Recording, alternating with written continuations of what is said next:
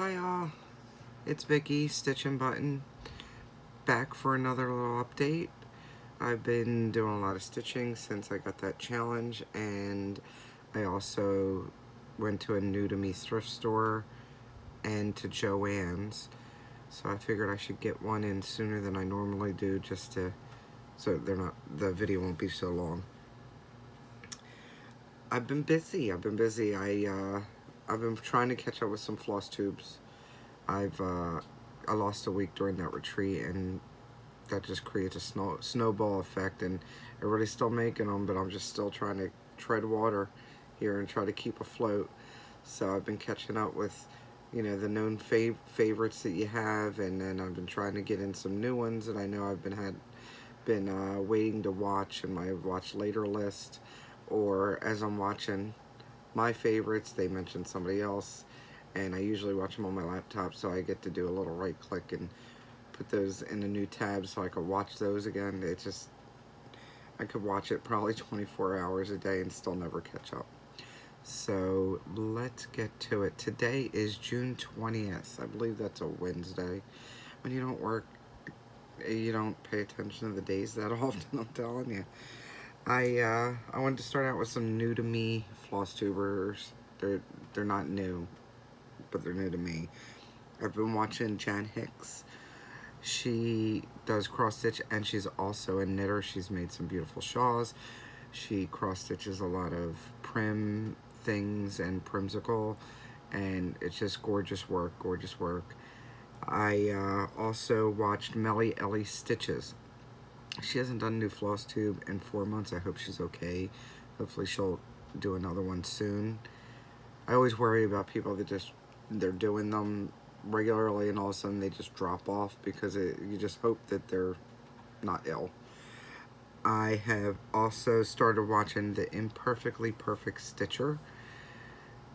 I was watching Bendy Stitchy, and I've had Imperfectly Perfect Stitcher in my queue for, oh goodness, for a while. And then they were talking about the needle minders for the Alzheimer's benefit, and I said, let me get in there and start watching before I fall too far behind. I didn't start from #1, but I've liked what I've seen so far, and I do try to comment as I go along.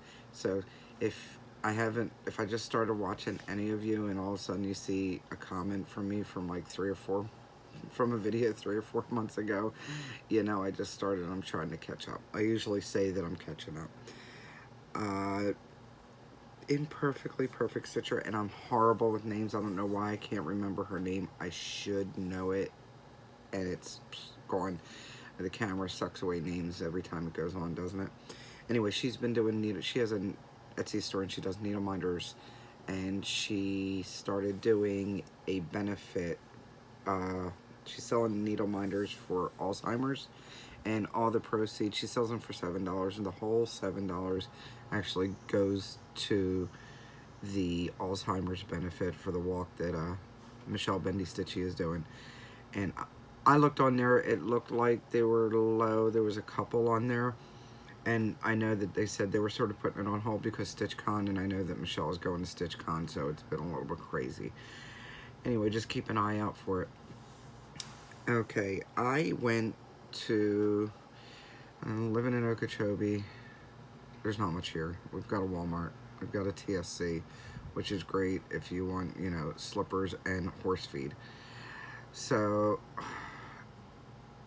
Frank and I try to get out of the city as much as possible. And the other day, I guess it was last week, I was like, what are you doing? He said, well, I'm holding down this recliner. And I said, well, you think it'll be there if we actually go out of the house for a while? You think it'll be there when we come back? So we took a chance, and we actually went over to the coast. Coast for me is about a 45-minute drive, 40 to 45-minute drive to get over that way. And there's a lot more shops over there. So we end up in Stewart area, St. Lucie, that area. And we stopped by, we were looking for a Salvation Army that we've been to before. It's pretty big, but I ended up going to one that was actually a little bit more south than the one we went to, which was a nice surprise. although there's sales, you know how they usually have the color of the week or the color of the day, color of the month, whatever they do. This one was totally different. They had a color of the month, but it was the ones that was like not on sale. I don't know. You need to do trigonometry to figure out if you were going to get a discount on something. So I just went in and figured if I wanted it, it's cheap enough, I'd buy it. So I did really good, and I don't have one of the items here. It's not really cross-stitch related. It's a carafe from Cuisinart. I don't know if you've ever seen the Cuisinart coffee maker. The coffee maker sucks. It tends to leak or overfill over the basket, and gets into the coffee maker itself and shorts it out. So it's like $100 coffee maker. To replace the carafe, that's about $50. Replace one before, it's about $50, but the carafe is great. So I have one. I found another one there for only $2.50. I'll brew a cup of, I brew cups all the time on my Keurig, but I'll brew a whole pot of coffee, and I'll put the pot right into the Cuisinart carafe, and it keeps it hot for hours. I can go back in the afternoon, and I'll still have a hot cup of coffee. So to have two of them, it's a good thing. Anyway, I bought that, and then also, while I was there, I always look at the frames. And I got this frame for a whole $2.99. There's glare. There we go. It's plexiglass on here, but it's square, and I think I measured it at around 19 inches, 19 inches. Oh, look, I have a roller here.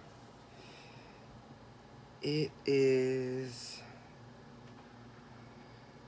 18 inches across from outer out, which is great for those. And I don't know if the picture slid down or if they just had it on the wall like that. I don't put anything past anybody. I have some card making stuff, and I do need to bring that stuff out and start making cards again. But for a whole $2, there's got to be, it says 250 on here, there's got to be 225 white envelopes. And they'll come in handy whether it's a card or a note or whatever, especially when you're mailing out notes to people or putting them in packages.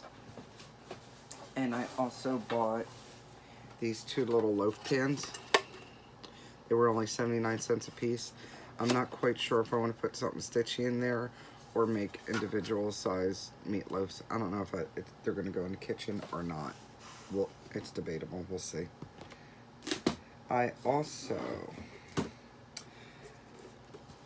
this is really cool. I like the way it's finished. I know you can get a ton of different cigar boxes, and I do have some of the cheaper ones, but this is made pretty well, and the latch works, and it's got a raised lip. So that'll work great to put something, mount something on the top, and then line the inside with something. Maybe something from Blackbird Designs or something. It was only $3. Usually they're about $5 a piece because I have a few of them. If you see right here, this one, that one was $5. That one's pretty nice, but the hinge is actually a piece of wood that slides in, so I know one of these days I'm going to lift the lid and it's just going to fall off. I also bought a 3-hole punch. They charged me a whole 99 cents. I don't know where do they go? I had one before. It disappeared. Couldn't find it. I almost bought one outright. Found this one for 99 cents. So I was happy with that. And I am looking. Here it is. This didn't have a price on it, so she sold it to me for 99 cents. This is about almost 9 inches outside edge, and it's recessed, so it's a shadow box. And like whenever you find a round frame, you always buy it. Whenever you find a square one, you could probably buy that too. I bought this. This is, I don't know, it's kind of weird, but why not? I got it for a whole $1.29. It looks like, almost like a cross-stitch linen in there, but it's covered in clear plastic, and it's a makeup case. I just have to wipe out the inside for $1.29. I can use that for a project bag. Love using makeup bags for project bags. That was from that Salvation Army, and I also went to the Goodwill and I found a round frame. Such an odd picture. I don't know if, did I show this before? I can't remember. But she looks so depressed that he's actually asking her to marry him. I don't know, she's sort of not really paying attention to the scene. I just had to paint it around the edges. I'll have to sand it and paint it, but I thought that was pretty cool. And I had gotten a couple other frames. Like I said, I can't remember. Yeah, I think I showed those. Alright. I also went to Joann's. Joann's had a coupon, 70% off on the 1930s prints and the vintage prints. So I had to go look. Some of the 1930 prints, I don't know. They were questionable. But I did find this one in the vintage prints. It's gray. Really like that. This one in the 30s prints. How cool is that one? It's got a dress form. Spools, scissors. I'm trying to see what else. Needles. The tomato. So I'm thinking project bags probably. Accessory bags, something like that. I also went through some of their other stuff and I found these really cool tins. They're repop tins. Obviously, I mean, the backs are exactly the same wear. But they were on sale 40% off, so I think I got them for like $3 for the 2-pack. This one says paper fasteners. And it's pretty deep. It's like twice the depth of normal Altoids tins. Thought that was cute. And this one says useful drawing pins. Best quality, I'm sure. I'm trying to see if there was oh. Nope. Not really anything else. Nope. Okay. So, after I did the Harry Potter, I think I showed it. I might not have. Is it here to be shown? It is here to be shown. Haven't shown you yet, I don't think. God, I don't remember. Too many things. Anyway, I'll show it again. I had gotten the Harry Potter kit from Lucy Beam Threads at the retreat, and that's finished. I ended up, it's a little bit off center. It's gonna have to stay that way. But I used the threads that came with it, except for the green, because I matched the green to the chenille I knew I was gonna use to finish it. And it was just a little bit, so it was no big, I don't even remember what green I used. I think it was a Victoria Motto. And then instead of using the fabric on the back, I used velvet, hand-dyed velvet. I think it's called Baby Seal. Yeah, it is Baby Seal. So I poked a Baby Seal a few times to sew this. And I decided to add some charms.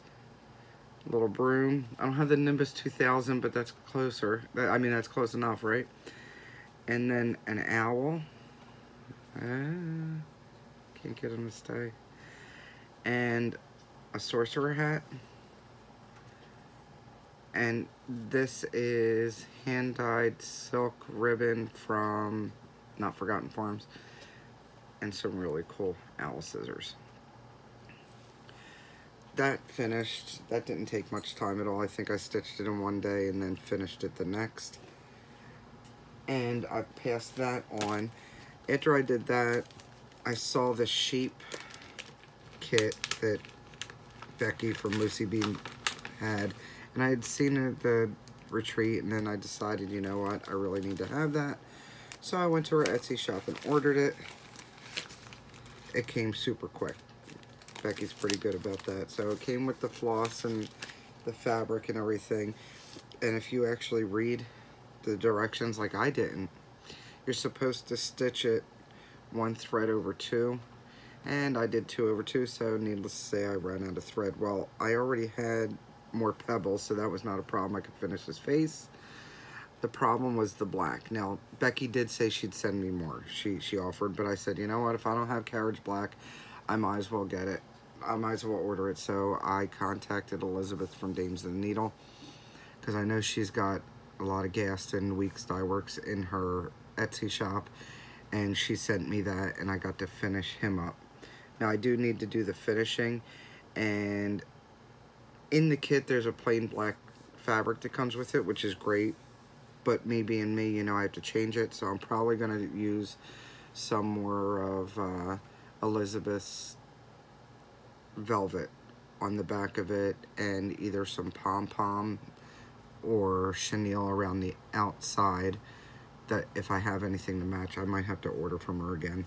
But it also came with these cute scissors. Now, you saw on the owl scissors, usually the Kelmscott scissors split in the center, the owl does.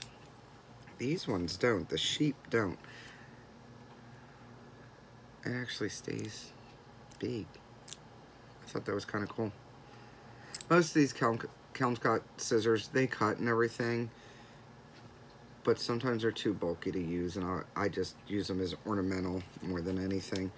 But I thought this was really cute, and I think it's $25 for the kit plus shipping, which I didn't think was bad. It came with everything. It's a quick stitch. Oh, another thing. She only gave me, she only charted for eyes. I thought he needed a little bit of a face, so I gave him some eyebrows and this little half-hearted smile. And it really isn't crooked. He's not bow-legged. He's okay. Anyway, he's really cute. So that was one of my finishes of the 25 that I need to finish by the end of the year. One, even though I need to fully finish it. I do have yet another finish, and again, I guess I should have looked at my old.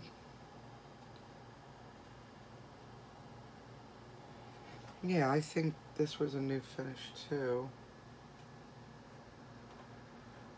because there was a couple finishes I had before the challenge. This was a finish. Again, I didn't grab paper, did I? Let me see. This should work.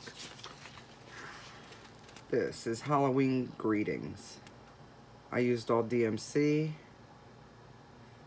It is from the 2010 September-October Just Cross Stitch magazine. So if you're looking for that, it's by Plum Street. And I just used the DMC because it was easier for me, and I stitched that up. I had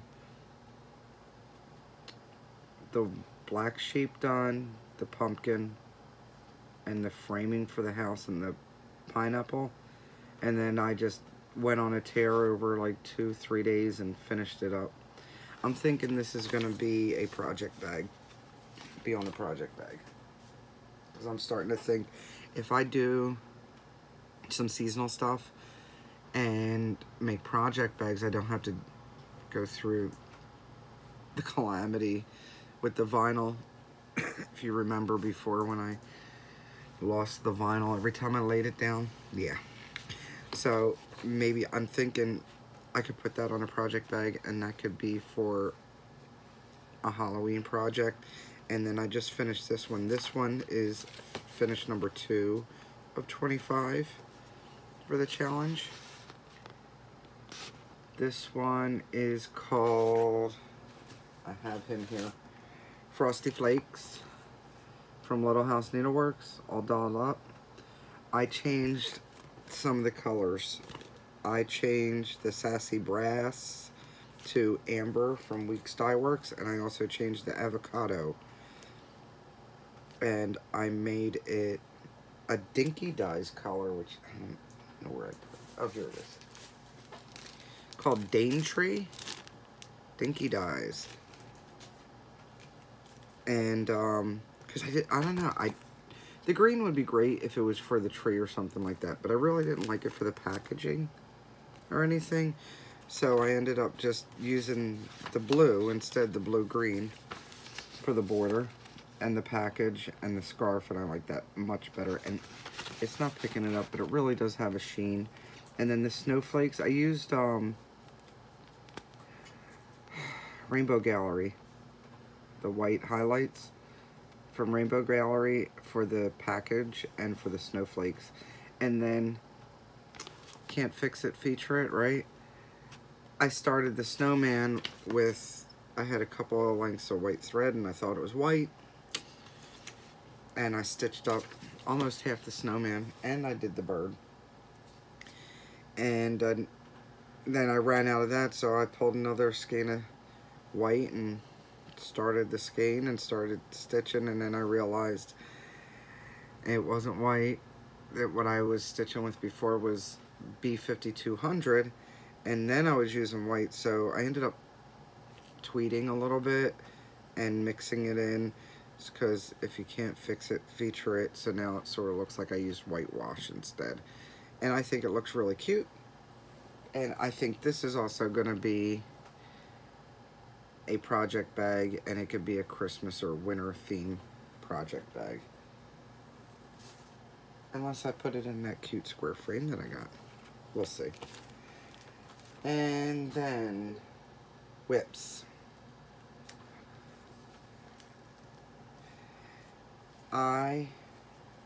After I finish the sheep, I want to finish, gee,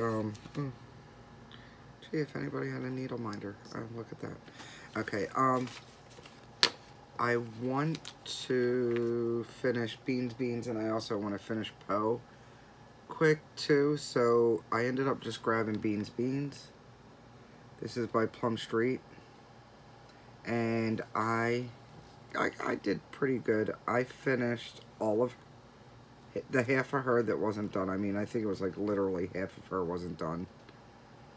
And then, because I started in the center, and I did all the lettering over, and then I went here because it was less stitches to count to get her started, so I ended up doing her. That's why it's sort of all over the place. I started was just going from where I was. So over the past couple of days I did her, half of her, and I started the upside down one, and I did the word beans. I think that's what I had done. And it's supposed to be in a white and a brown, and I can't remember the exact colors it calls for. I'm using Vicky Clayton Silks, and so my white isn't as stark white as the picture, but I'm sort of glad, because I thought it was just a little bit too much of a contrast, and I'd rather have less of a contrast. I just like it better. Let me see if I can get some of the yellow out of there. Anyway, that's where I've gotten so far. And I haven't worked on anything else. That's about it. It's a short one. Yeah, that's it. I do have a story about my mom.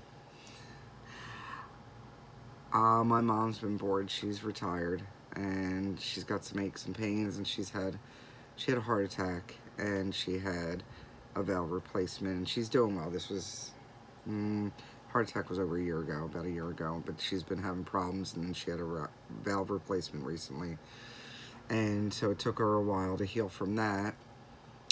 So she's realizing at the age of 74,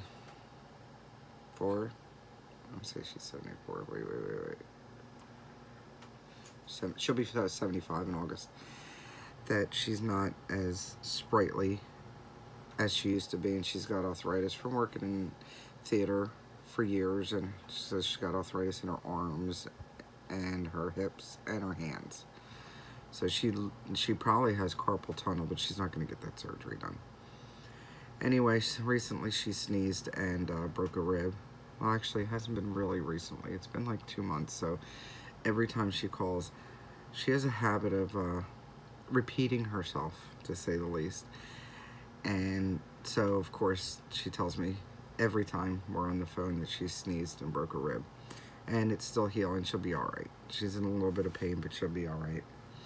So anyway, she lives right outside of Philly. She's in Upper Darby, which is Philly. And she gave up her driver's license. Her depth perception isn't what it used to be, so she gave up her driver's license, and she's been taking the bus when she needs to. Well, anybody in Philly, anybody that lives in Philly and takes Septa knows that in order to get on the bus when you're a senior citizen, you always use your Medicare card, and they let you on the bus. Well, Septa has changed this, and they want you to get a special Septa ID, which means that you need to go to an office downtown and take documentation and have them do a photo ID so you can use this ID to get on the bus. My mom went to get on the bus. Now she's known that she needs to get this ID card. She didn't feel like it. So she goes to get on the bus the other day, and the bus driver told her, oh no, we don't take that. And she's like, well, what am I supposed to do? She said, you need the card. She said, well, I don't have it. She said, well, you're gonna have to pay then. And my mom said, well, how much is it? And she told her $2.50. And my mom raised her voice and she goes, $2.50? And the woman just said, it's okay, ma'am, just go sit down. So I started laughing at her because she's now become one of those old people. I mean, I don't know if anybody that watches me knows anything about public transportation, but if you do, you know you've sat on the bus and you've seen some of these people get on the bus and like complain about the price of the bus and everything like that. And my mom has just played the old age card. She's just acted like she didn't know. It was $2.50 to get on the bus. You'd have thought she told her it was $250 to get on the bus, but she got on for free. Well, knowing that this is happening now and they're really getting strict with this, she decides to call to find out where she needs to go and what she needs to take to go get this ID. Okay? My mom, being older, and I'm halfway there too. Half the time I just want to talk to a person. I don't want to press 700 buttons and hope that the computer tells me the right thing. So she's calling Septa. She said I called 500 numbers, which means she probably called 3. And she said, I finally get somebody on the phone, and she said, I was talking to the lady. She said, and she's like, yeah, this is what you need. She said, okay, then I'll be there. And the girl says, well, probably woman, she says, well, how are you going to get here? And my mom's like, why? What do you mean? She goes, well, we're in Harrisburg. If you don't know, Philly is all the way on the East Coast. Harrisburg, well, East Coast, east of the state. And Harrisburg is almost center to the state. So it's a little far. It's about a 2-hour drive. And she's like, what do you mean you're in Harrisburg? She's like, well, yeah, that's who you called. She said, no, I didn't call you. I called 500 numbers and they gave me to you. So now the poor girl's like, well, she's like, well, I'm sure you can find someplace in Philly. My mom was like, fine. And all I can remember, I started laughing and I said, my God. I said, Mom, if you get lost in Philly because of Septa, I'm suing them. I said, this is like a whole episode of Seinfeld. And I don't know if anybody's watched Seinfeld, but there's an episode where Seinfeld gets a birthday card from his grandmother. And there's a $5 check in it. And he looks at it and he closes it, puts it down, and his friends, and I don't remember if it was Lane or whatever, they guilt him into cashing the $5 check because his grandmother sent it. I'm sure he's hurting her feelings, but he's been doing this for years. But he's like, okay, fine. He cashes the check. Well, they end up losing their grandmother because she's so used to him not cashing the check. The check bounced. She went to go to the bank to settle up for the check, and the bank was closed. She got lost in the city, and this is exactly what I'm thinking is gonna happen to my mom because Septa is now sending her to Harrisburg to go get her ID.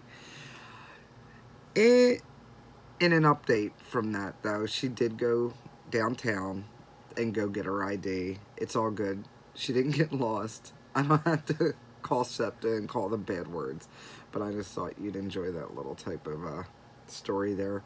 I usually have one or two, and I'll try to put them in at the end. And I'm done. Not bad, 30 minutes. Alright, if you have any questions or comments, go below. Oh, I had a gift away of 2 items. And I know one was Fun Day, and one was a Spring Bouquet. And I think I might have gotten 2 or 3 comments. So what I'm going to do is whoever just did the 1 comment is probably going to get the 1, and whoever did the 2 comments for the other one, I'll just draw a name and I will contact you via your comment. So if you get a comment from me on the last video, you might want to pay attention to it. That way I can get these going. I totally wasn't prepared. I knew there was something I was forgetting. But yeah, I'll get these out. I'll go do it. I mean, I don't know. I might not even do giveaways anymore, giftaways, whatever you want to call them, because if there's not going to be that much interest, why even bother at this point? I could just ask my friends if they want it, or I can give it away to somebody else. So, I will take care of that. So if you did comment on the last one with interest on either one of these, just pay attention to see if I commented on your comment to let you know and get in touch with me. My Instagram is QNVIKKI. You can follow me on there, and you can message me on there, or we'll figure out another way, or you can give me your email or something like that, but we'll figure out how to get the address. Okay, so I hope you all have a great day, and don't forget, don't let anybody steal your sunshine.